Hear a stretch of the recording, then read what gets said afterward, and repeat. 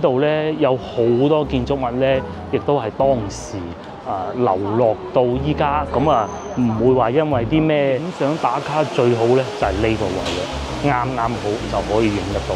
一輪食物啊送到咗嚟啦。首先咧係呢個包，呢個係咩包嚟㗎？咩餡料啊？烏龜唔知咩餡料嘅。呢個嚟試下個蝦餃，更熱啦。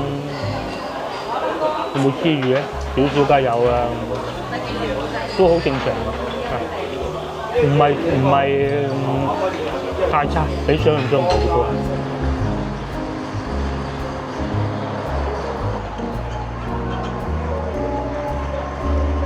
觀眾大家好，又係廣州嘅影片啦。咁我所在位置係文化公園地鐵站 E 出口啊。咁啊，我哋趁住個天仲光光地，依家咧就過去沙面島行下先。而家個天啊早咗黑啊，即係好耐未講過呢句説話啦。趁住個天仲光光地，哇幾誇張，幾多嗰啲電動自行車啊！有好多餐廳喎嚇，呢個東南亞餐廳隔離咧就全天茶市。觀眾如果想去沙面島遊玩咧，我建議係咁嘅，6號線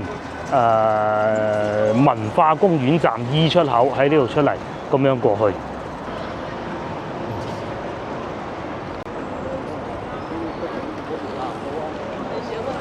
當你喺呢條馬路過咗嚟，小心翼翼地過咗嚟之後咧，其實就一步之遙就係沙面島嚟嘅啦。過到嚟呢度就係623路，咁咧要上島咧喺嗰個位置嘅，嗰個位置嚇，記住就唔好轉右，轉右咧你會行遠好多，睇少好多嘅。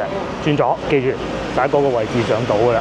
不過咧，而家因為係旱季已到啦嚇，所以咧嗰啲河床啊，全部走晒出嚟啊，好正常嘅啫嚇。呢啲都係好正常嘅。我曾經去過一個亞洲一線大城市，一個亞洲好知名嘅國家嘅首都，見到個河床，個城市裏邊嗰啲啊一模一樣。至於邊個城市我唔敢講啦嚇，一模一樣啊，甚至乎仲肉酸過啲。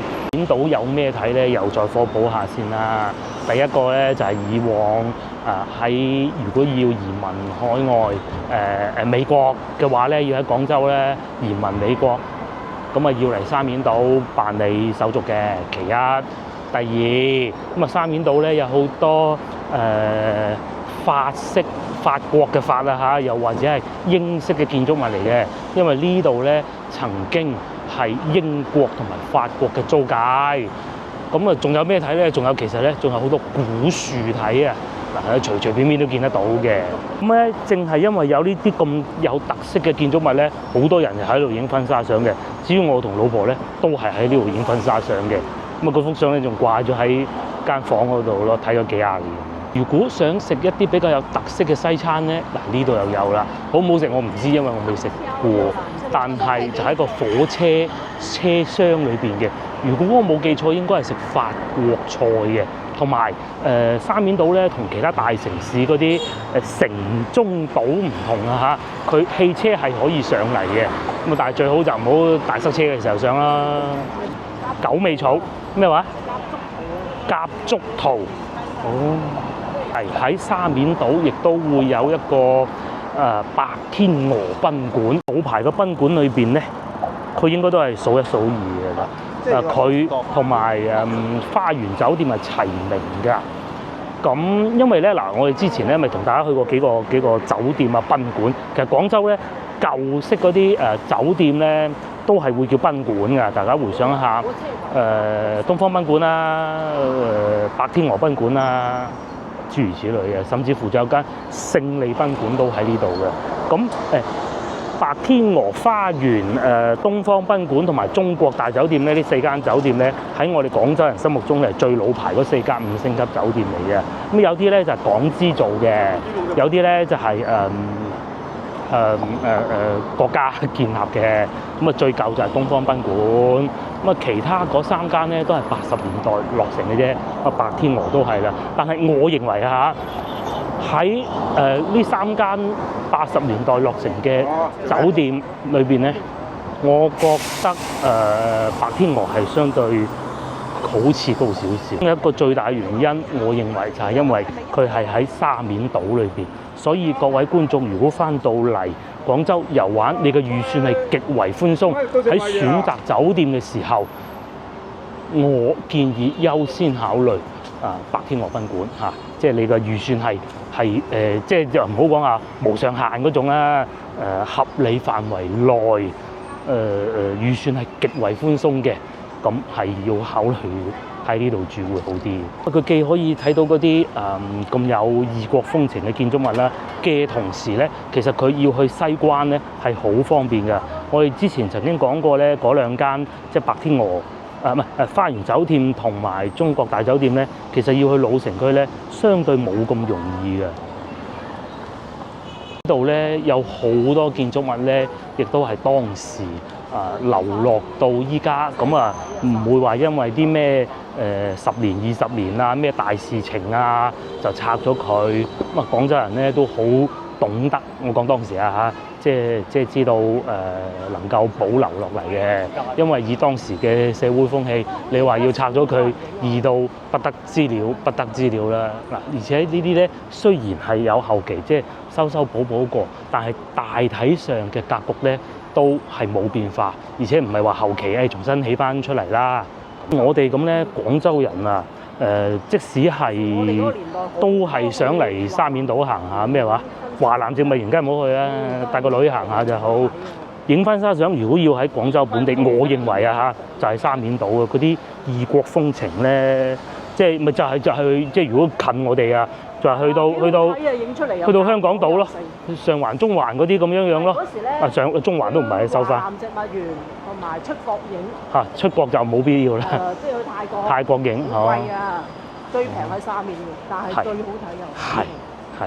而且人哋一睇住沙面咁第日再嚟翻，即係好似依家咁咧，個女已經16歲啦，過咗18年啦，再翻嚟睇翻咧，都覺得好似呢棟建築物係當時仲係咁樣喎。入嚟睇下啲古樹都好啊，甚至乎咧，你話一個休閒嘅下午，冇乜嘢做，無所事事，就算過嚟行下咧，都唔係太差嘅一個選擇嚟嘅。有好多啲咖啡茶座你可以喺裏邊飲下嘢啦。我呢個來水之茶嚟嘅，同時咧又會有啲居民喺度住嘅喎，係啊，咁融合得好好嘅。呢啲就係居民嘅屋嚟㗎啦。咁即係呢啲居民嘅屋咧，當時咧又係一啲古建築嚟㗎，即係清末民初咧應該係，譬如好似呢一個咁咧，其實我都講過好多次啊。呢個叫做19世紀末建嘅，曾作寶華義洋行法國嘅建築物。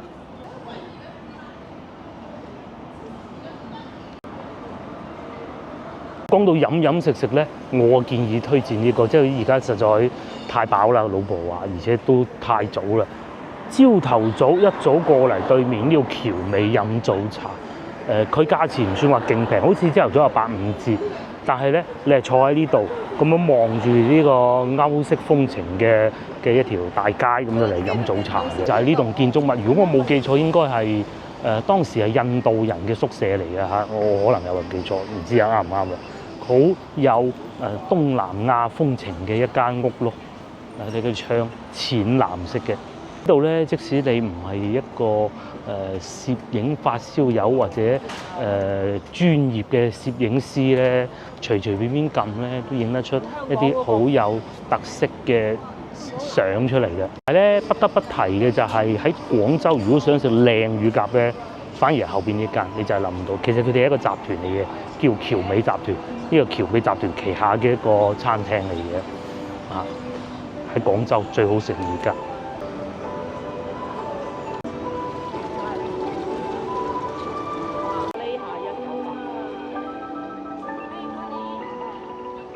而家呢個時間就係食飯嘅，食飯咧就食泰國菜嘅。朝頭早就飲茶，咁睇你喜歡邊樣啦。唔係都唔叫泰國。同埋點解話一定係要嚟到而家秋涼先至，過咗10月先嚟咧？因為咧最好嘅選擇咧就係坐喺呢度半戶外食。咁熱天廣州好熱㗎嘛，唔得嘅。秋涼就得好舒服嘅。呢個叫廣東外事博物館。老婆咧喺度睇緊樹嘅時候咧，我啊留意到後邊呢間屋啊，呢間屋咧，呢個建築物應該講係一個建築師建築設計師嘅當時啊用作嘅地方嚟嘅。沙面島嘅原因咧，就係你見到有啲建築物好特別咧，幾乎全部都係㗎啦。喺右下角嗰度咧係有塊牌寫住究竟當時係用作乜嘢用途嘅。哦，呢個我記錯咗啦，呢個咧係原來係當時嘅日本領事館嚟嘅，1913年建，即係民國時期啦。曾作中法實業能學，呢度寫清清楚楚啦。日本領事館啊，我講嗰個建築師事務所啊，呢個係前邊呢間先啱。喺島嘅東面咧，其實就係當時嘅法國嘅租界嚟嘅。咁咧，所以有好多建築物咧都係好法式嘅，譬如好似呢一個咁，呢個就係我當時講嗰個建築師事務所啦。嗱，上邊有寫住㗎嚇，嗰個係法文嚟嘅，係啊，建築事務所啊，係啊，而家仲有㗎呢間公司。咧喺好多建築物上邊咧，佢寫住嗰啲字咧，即係英文咧，我哋都勉強識地啊，睇落去拼下啲字，串下啲字。咁但係咧有啲睇上去點解串唔通嘅咧？其實佢係法文嚟嘅。咁曾經有一次咧，我嚟呢度直播嘅時候咧，有觀眾就教我唔識係好正常嘅。佢話嗰個郵局啊 POST 咁，但係咧佢有個變音喺上邊嘅。咁咧就係法文嚟嘅，即係郵局咁解。咁就係當時嘅法國郵局。咁然之後咧就有啲即係其實即係我頻道咧好得意嘅，其實我話咩都唔識嘅。咁但係咧反而有啲我都唔叫觀眾有啲人啊，就懶醒啦！我真係只能用佢嚟講就話你咩都唔識咁樣啊，嗰個唔係咁嘅意思，好鬼好笑㗎嚇。冇所謂㗎。冇所謂，你攞出嚟講就得㗎啦。不過咧就有根有據，因為我所知嘅咧，一係就我自己好熟嘅，第二個咧，一係唔係有觀眾話俾我聽嘅。即係以我哋嘅認知嚟介紹㗎咋，你估我哋識好多㗎？係啊，因為我又唔中意揸住本書揭嘅，嗰本書嚟，係咪？除咗北京路以外，其他我都唔係太熟嘅啫，同埋我自己住嗰度咯。咁但係我先頭講嗰個古仔咧，就我事後就查過資料，確實喺直播裏邊話俾我聽係郵局嗰個法文呢個意思係正確嘅。嗱，當時我都唔識㗎，咁啊所以就都係一笑置之啦嚇。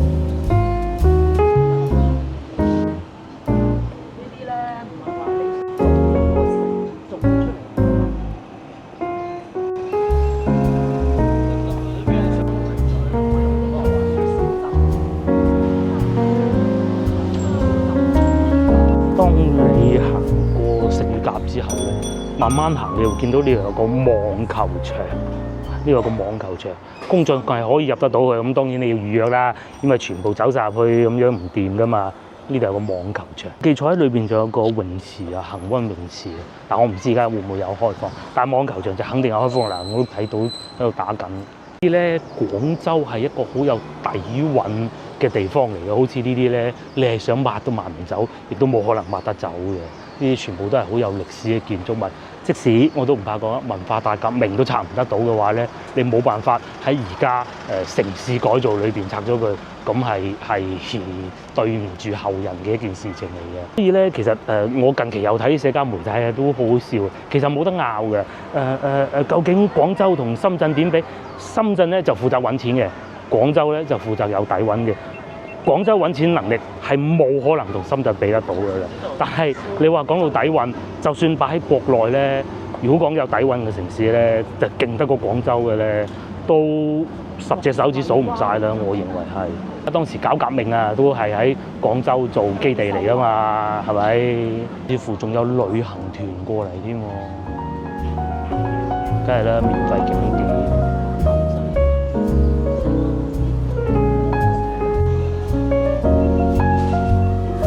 沿住呢條路繼續慢慢往前行，咁啊一來又有啲餐廳啦，嘅同時咧再往前行咧就已經係白天鵝賓館嚟㗎啦。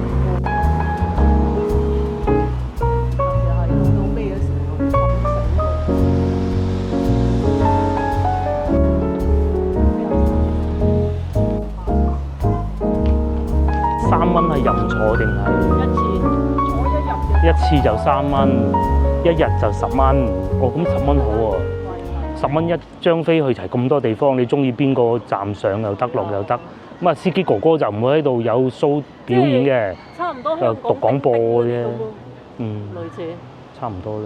咁好似我哋咁樣走馬觀花睇嘅話咧，2個鐘頭左右啦，唔食嘢嗰種啊嚇，大概就會行完沙面島㗎啦。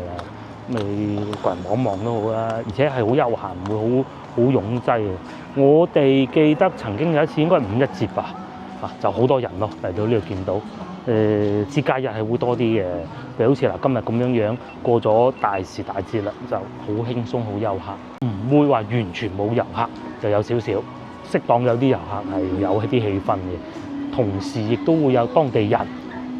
咁如果你朝頭早起得早嘅話咧，仲可以喺正前方嗰度睇見有人游水過對面江添。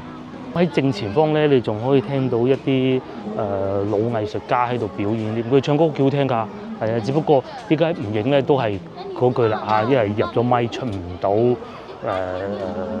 到咪㗎嚇，要有版權嘅限制咁啊，冇辦法。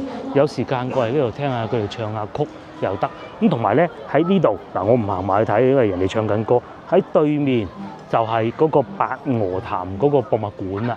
咁啊喺呢度行前少少往沙坐船過去就得㗎啦。游水嚟㗎，嗰度中間有個人喺度游水啊！哇，呢啲要好犀利先得，好犀利先得㗎。仲要係冇嗰啲叫咩啊？嗰個跟屁蟲啊！即係嗰個水泡啊！水泡咯。哇，咁嘅犀利啲人！有冇船過咧？啲船喺嗰邊嘅。白鵝潭啊，燒煙花呢個位置。燒煙花咯，就喺呢度。係啊。唱咗一陣之後咧，因為阿保安叔叔已經出嚟干預啦，咁啊，但係都係好文明嗰種嘅，就唔係叫喊打喊殺嗰種嘅，我只能散場啦。其實都好啊，大家有啲寄託，總好過有啲嘈啤啊、麻雀啊嗰啲啦，係咪先？我覺得冇問題嘅，係啊，都冇問題㗎。行啦，叔叔咧好多 fans 啊，啱先跳舞幾好睇嘅。咧仲有團友，我哋聽得出啲口音咧，唔係新加坡就係馬來西亞，偏馬來西亞多啲。我哋成日睇有一個博主馬來西亞阿姨係嘛，嗰啲口音一模一樣係嘛，同先頭嗰個阿姨。嗰個遊客。廣州咧就係一個好多遊客嘅地方啊！行咗呢條路叫做旅遊業嘅咧，就要行到底啊！唔好改，中途有改，因為咧喺大概2000年左右，係啊，全部廠搬走晒。你同點改啊？嗰啲嗱，譬如好似我哋去樂豐廣場咁樣，其實呢度以前全部都係廠嚟啊嘛，所以點解叫海珠區？成個海珠區都係廠嚟嘅。芳村係啊。周邊呢啲白雲區。我阿嫲，我老豆細個嗰陣，因為我阿嫲要養家，都係喺海珠區翻工嘅。咁你諗下，全部都係工業嚟嘅。咁啊，包括好多親戚啦，唔好細數啦嚇，搬走晒嗰啲工業啦。廣州市區一間都冇，咁樣換翻嚟呢啲咁好嘅環境。所以大家要好好珍惜，同埋多啲翻嚟廣州玩啊嚇！喺附近嘅酒店價格啊，大家留意第一個4粒星勝利賓館，當時英國人起嘅賓館嚟嘅，525蚊白天鵝酒店嚟白天鵝賓館嚟負責運營嘅第一個。第二個就係呢一個啦，就係我認為咧喺廣州5星級裏邊老牌嗰種啊嚇，選擇呢個白天鵝賓館1200蚊今晚。佢嘅價值咧就係地理位置啦，喺嗰度飲下茶啊，咁然之後咧落嚟沙面島行下，一早落嚟行咁寫嘢啊，咁多樹木就知啦。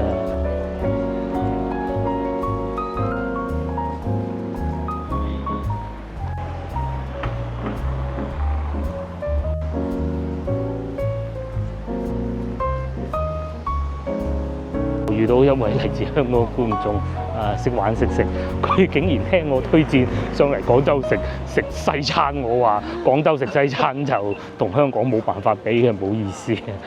我覺得我冇任何推薦啊，唔係已經算好啊，呢間已經係。啲自助餐啊，啲品質即係冇得比。去嗰個咧番禺嗰度咧，番禺茶餐廳。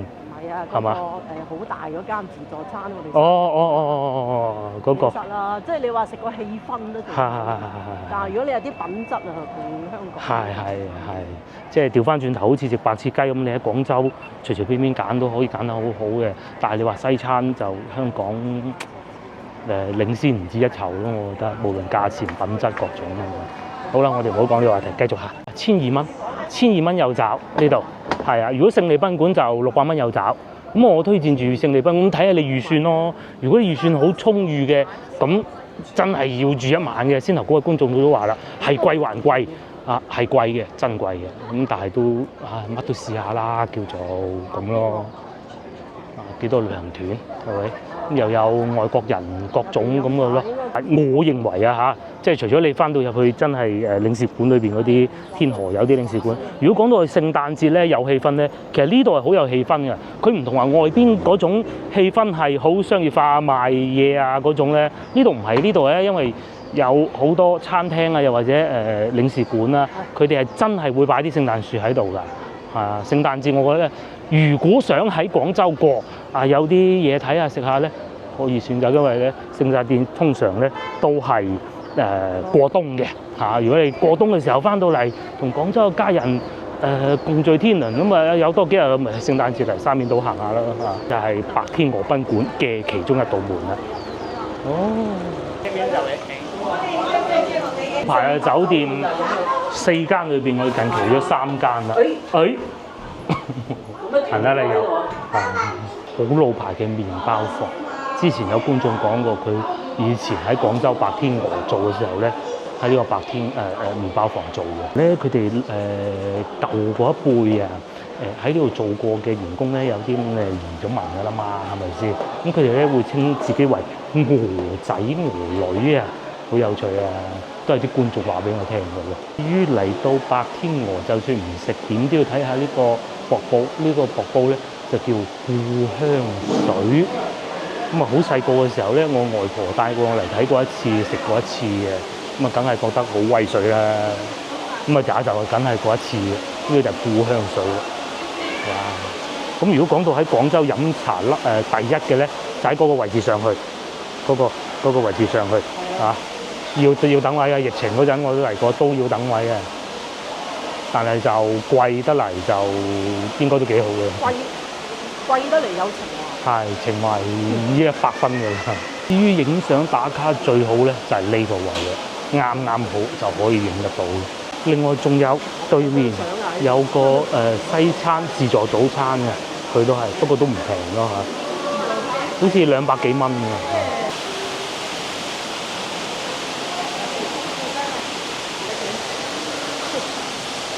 而且咧，佢白天鵝咧，知道自己係好多遊客好中意嚟嘅地方咧，亦都唔會門口嗰個揾個大隻嗰啲保安哥哥企喺度，揾個好斯文嘅妹妹企喺度，咁唔會話生人勿近嗰種感覺。好多人入到嚟咧，就入嚟影相。有㗎，有喺酒店，你唔知幾肉酸唔好講啦，梗係。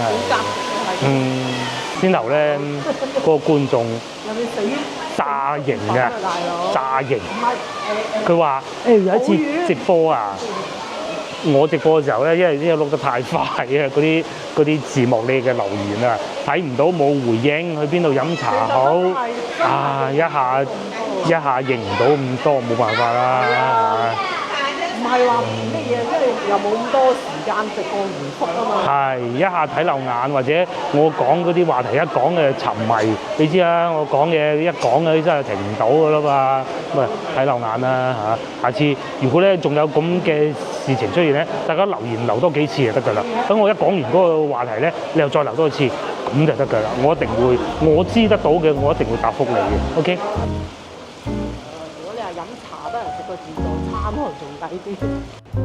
碟都會。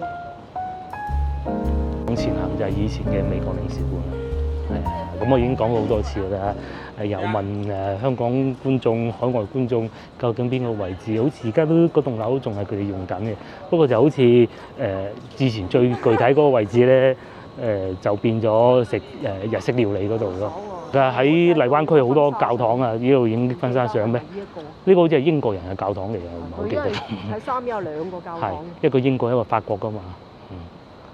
呢個係英國人嘅應該係，如果冇記錯。所以我話點解會嚟到沙面島到聖誕節係都幾有氣氛呢？個原因就係咁解啦。咁啊，就算沙面島我哋個石室都有教堂嘅嚇，不過咧反而石室咧人會多啲，同埋會有交通管制。呢度咧就相對會好啲。接落嚟我哋慢慢往前行，同大家講個好消息嘅就係、之前我哋一路喺度講話黃沙地鐵站。有一個口咧過係由對面嘅領展商場過去海鮮市場咧，有個地鐵站口一路都未開嘅，終於開咗嚟㗎。開咗嘅好處咧，就係、我哋如果要喺地鐵站出嚟啊，行過嚟黃沙海鮮市場好方便。早排咧早個月啦，我咪同阿爸阿媽、舅父啊嗰啲過嚟呢度食中秋節晚餐嘅。哇！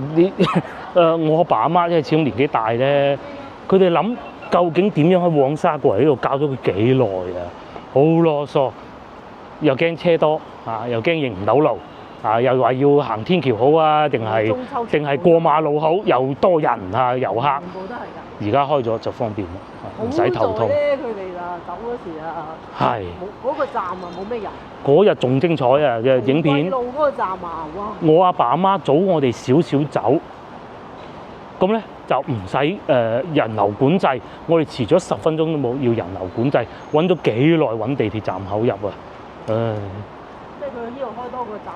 呢度開多個站口好，都整好咗㗎啦嘛，正前方嚟嘅嗰度已經睇到啊，係咪？幾方便。不過我哋又過去對面領展咁樣一路沿住623路行過去飲茶啦。開咗啦，講啊嘛，都開咗個星期到啦，係啊，開咗個星期到啦。點解話未開呢個地鐵站咧？過嚟沙面島好痛苦咧，就係因為咧喺黃沙地鐵站 E 出口嗰度出嚟啊。咁咧因為佢係冇手扶梯，你要行一段好斜嘅路，好斜嘅樓梯級上咗嚟路面，跟住再揾嗰條人行天橋，你已經索地氣嘅嘞噃。再上嗰條人行天橋，我試過啊，行完人行天橋索氣到我癲咗咁。啊，雖然肥啫，但係都未至於啊。喺對面啊，睇唔睇到？啊，對面有隻牛角嗰度，喺度咁一路上嚟，好痛苦噶嘛。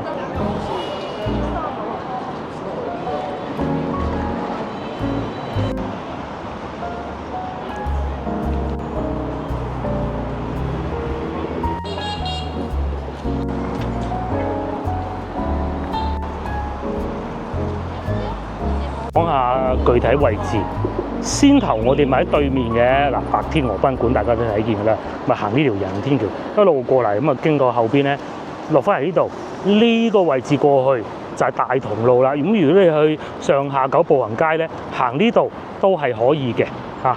咁但係咧，如果你話想睇下啲藥材啊、批發嗰啲咧，呢條路不過而家應該已經收咗工㗎啦，因為6點鐘準時收工嘅。藥材就呢度。藥材一條街係啦。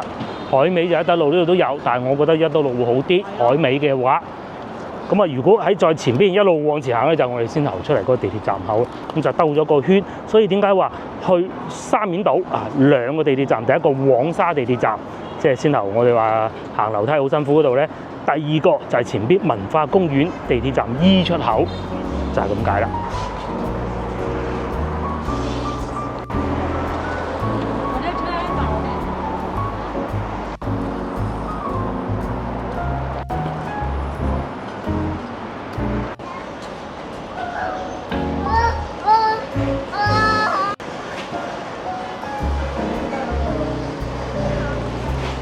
錯啦，就係呢度啦。誰不知原來咧呢度已經係全國最大嘅中藥批發市場嚟㗎啦。咁啊，廣州咧除咗做旅遊業以外咧，又係好多批發市場㗎。嗱喺荔灣區啊附近啊，人民路呢度好多㗎。咁啊呢度係做藥材嘅。咁啊隨隨便便一個做藥材嘅批發市場咧，就已經係全國最大㗎啦。去到一德路就係賣嗰啲海味。賣海味嘅，據說又係全國最大啦。咁去到人民路有賣衫嘅、眼鏡嘅，甚至乎嗰啲鞋啊，各種好多㗎啦。係，除咗旅遊業以外，就係最大嘅產業就係批發市場。唔通真係啲工廠？工廠搬走啦嘛，因為已經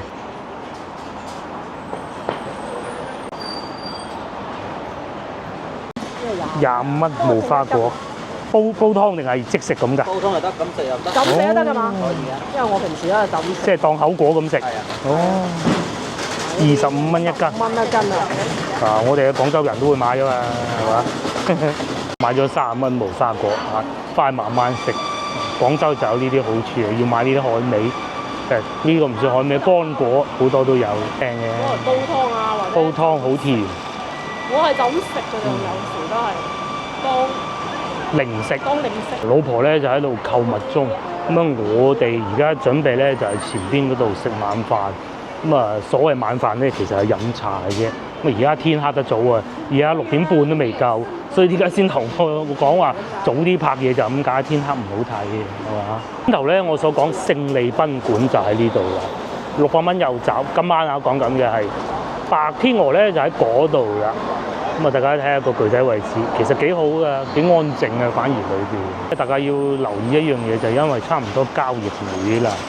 咁咧交易會咧，到時候咧，廣州嘅酒店價格咧就會 double 最起碼嘅嚇。咁啊，大家千祈唔好揀個時間翻嚟咯，差唔多㗎啦。如果而家開始策劃，因為你好似先頭嗰位觀眾咁，佢一個人都冇所謂啦。選擇會好多嘅，唔使揀啲咁商務㗎嘛。但係如果你話有得幾個人嘅，咁我嘅建議啊你等到12月聖誕前少少嗰段時間翻，反而聖誕節咧酒店加價就冇咁多嘅廣州。係啦，嗱對面咧就我先頭講嘅勝利賓館啦，你腳骨力好咧，咁一路過呢條天橋，嗱喺呢度一路行，呢個叫18浦南路，一直往前行就係邊度咧？就係皇上皇同埋廣州酒家嗰個位置啦。係啦，文昌路。不過而家廣州酒家咧就裝修中嚇。就係上下九好方便嘅啫。醫院咧，我哋又翻嚟呢個起點，呢個牙科診所，文化公園地鐵站 E 出口就係去沙面最佳嘅位置。咁我哋咧就喺前邊嗰度食晚飯，就飲個茶嘅啫。點話大唔大？話細唔細？對面就係沙面。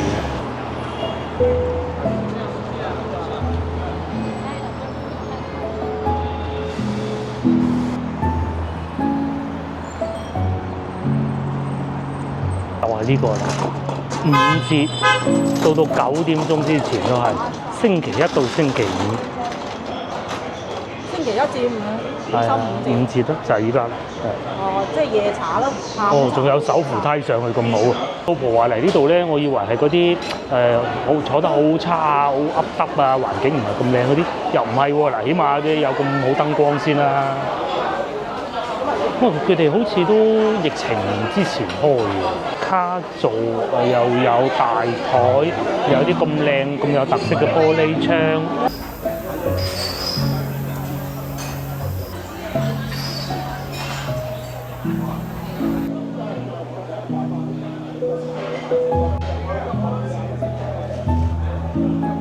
揾到位啊！又係啲5折茶樓，我哋致力呢啲點評廣州嗰啲5折茶樓啊！即係嗱，好老實講啊，嗰啲點心咧就大多數都係預製嘅，咁啊都有啲唔預製嘅。可以咁講。咁但係咧，你又識點喎？咁你點？第二就係即使預製咧，其實出品都唔差㗎。咁啊，第三，大家坐得咁開心，咁啊肯定係有佢嘅可取之處嘅，係咪？咁如果講到我認為咧，喺廣州或者荔灣區，唔好講廣州，最好嘅5折茶樓咧，應該就係寶華路嗰間彩點。但係都嗰度選擇多啲啦。嗱，最起碼咧，群組裏邊有位觀眾咧喺美國喺紐約啱翻嚟，第一件事落飛機，佢成日翻嚟嘅，就去嗰度飲茶，真係好笑。係啊，就去嗰度飲茶。反正你唔好理人哋咩啊，佢喺度留點得快咯。係啊，坐得舒服。其實咧，一個飲茶嘅地方咧，最緊要啲貨啊轉得快咧，佢就好食㗎，新鮮嘅。邊個唔知白天鵝現場整喎，梗係靚啦。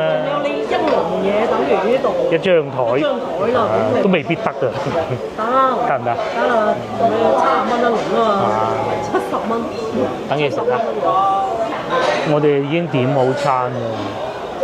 點心呢部分都係大同小異。其實通常留意啲餐廳咧，都係睇翻點心以外嘅嘢食啦。都幾多唔同嘅選擇嘅，幾有特色啦！又有呢個一座山咁嘅煎堆啦，都好多嘛。又或者我哋要咗個豬腸粉啦、芝士糯米雞，同埋呢個係好有趣喎！呢個包仔，同埋要咗個木瓜椰奶。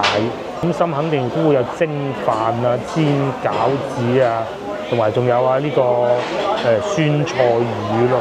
海點係算係去得比較多、比較出名，又一間茶點軒都係我哋成日去嘅，都係唔錯嘅出品。一輪食物就送到咗嚟啦。首先咧係呢個包，呢個係咩包嚟㗎？咩餡料啊？烏龜唔知咩餡料嘅包。第二個咧就係呢個都算叫做主食啦，牛腩啫啫粉，有兩條菜添，仲要粉有啲牛腩咁啦。咁啊，仲有咧呢個係個甜品，呢個甜品咧我會擺到最後，比想象中細。咁但係其實都你考慮埋價錢又唔細㗎啦嚇，就唔好食咗人哋居。個粉先啦，搭條菜。老婆又話我唔食菜嘅，佢係呢種優粉嚟嘅。呢個幾錢啊？打埋折。其實我哋都唔記得幾錢嘅，因為呢啲唔會貴得去邊嘅，即係原價15。唔係現價。打埋折係15。哦。服務好到啊！我嘅筷子跌咗落地下，即刻俾個雙新嘅啦。第啲都唔好講咩啦。係啊，入到嚟呢度咧，嗰啲姐姐啊，全部都係4萬咁口啊！你中意坐邊度都得，咁咪開心咯，係咪？即係好似屋企人咁啊！廣州嗰啲餐飲唔會太差啊，係。出咗名咁喺全國。15蚊正常價，呢啲係街邊嗰啲叫咩啊？小食店價錢咯，係啊。小食店都要啊。又唔會加1，同埋咧，點解佢好似有啲牛油咁嘅味喺下邊嘅？有啲洋葱啊。牛油磚。比想象中好。我想象中佢係會好多油咧。食落幾好嘅啫，同埋咧，我唔係好中意啲優粉嘅，但係呢個優粉都可以有菜嘅牛油味，5蚊咁仲想點咧？係咪先？咁你話會唔會好多油？正常啦，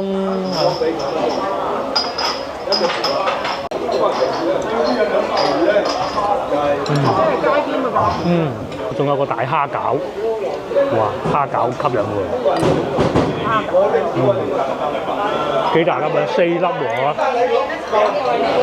擺唔落嘅張台已經，你好認真㗎，唔係話嗰啲得過且過咁啊嚇，好耐未試過成台嘢啊快食埋咗先，接落嚟試下個蝦餃趁熱咧，有冇黐住咧？少少梗有啊。都好正常嘅，唔係太差，比想象中好多係翻粒大蝦餃，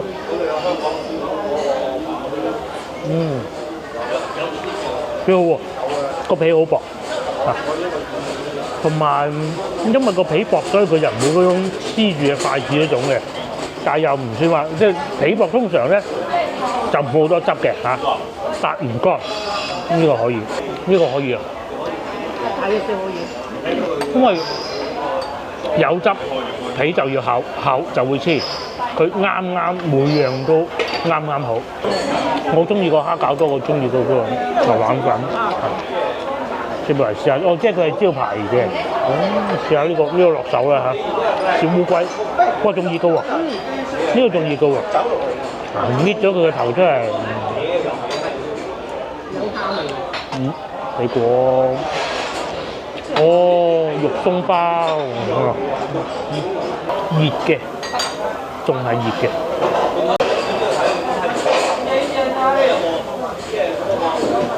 皮咧係脆嘅，好熱喎。佢係焗㗎，佢唔係，佢係現場焗㗎。有啲腳咧，呢啲都係咁樣食嘅。呢啲咧，呢啲部位咧脆嘅。如果咧同小朋友嚟呢度飲茶啊，必點呢個，佢一定好高興。試下甜品啦，仲有鳳爪味道啊，呢個落手嘅。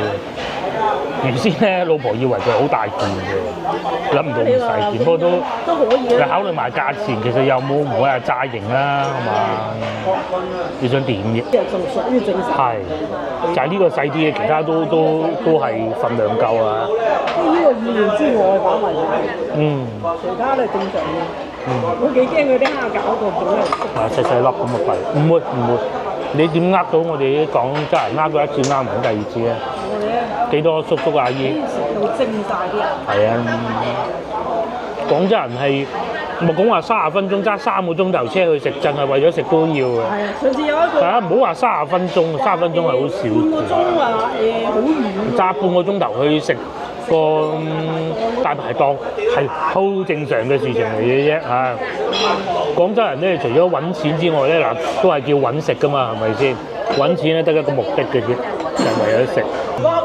南瓜鳳爪，不過我奇怪點解咁耐都未嚟蒸鳳爪，唔係好易嘅啫咩？蒸鳳爪蒸定㗎嘛，冇理由現場煮啊！原來個南瓜係要蒸，咁啊合理啦件事情。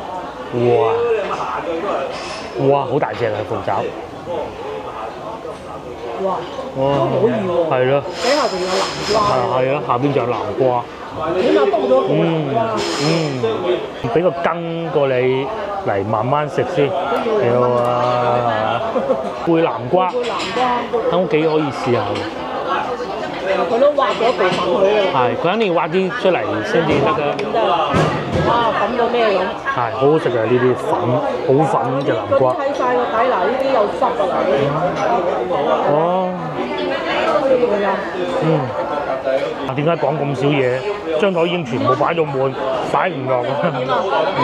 即係15蚊啊，真係好抵食。不錯啊，既又有遊客，又有本地街坊，咁啊呢啲5折茶樓揀位置啊最緊要㗎啦。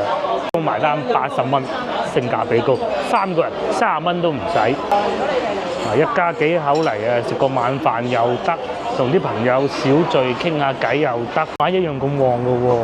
對面就文化公園啦，過去行2步睇下有冇燈飾睇，應該冇啊嚇，係啊黑掹掹啊！夜晚嘅廣州就係咁熱鬧啦。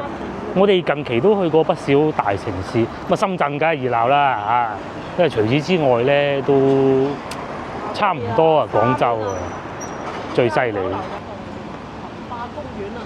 我哋嚟文化公園都未開燈啊嚇，夜晚就算冇燈飾都幾靚，係咪？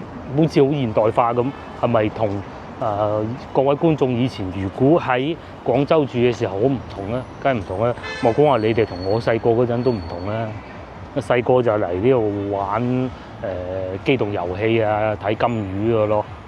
咁啊依家咧就嚟喺度耍下太極啊，聽下曲啊，睇下燈飾啊，唱下粵曲咁咯。比較遺憾嘅就係嗰個燈飾啊，過完國慶啊已經拆晒。我以為做咗15號嘅，萬萬都諗唔到，今日都係11號啫。哦，好多人喺度跳廣場舞啊，咁我哋唔去睇啦嚇，就到此為止。而家咧文化公園夜晚就係咁嘅，一啲人喺度打羽毛球啊，嗱正前方，個燈飾就已經冇晒啊，得翻呢啲咯。呢兩個係咩公仔嚟嘅？大家發揮你嘅想像力。中間嗰個咪足球咧，係咪喺度諷刺中國足球隊冇辦法踢世界盃？梗係唔係咧？有乜可能嘅？好藝術啊！嚟到而家呢個時間咧，中央台仲有粵曲聽喎，中心台，中心台。所以平時話咧有粵曲聽咧，唔係吹水講㗎，真有㗎，真有喎，真係表演嚟㗎。啊，幾多觀眾喺度睇，唔使錢㗎，免費㗎。咁你要俾錢都得，坐前啲咯。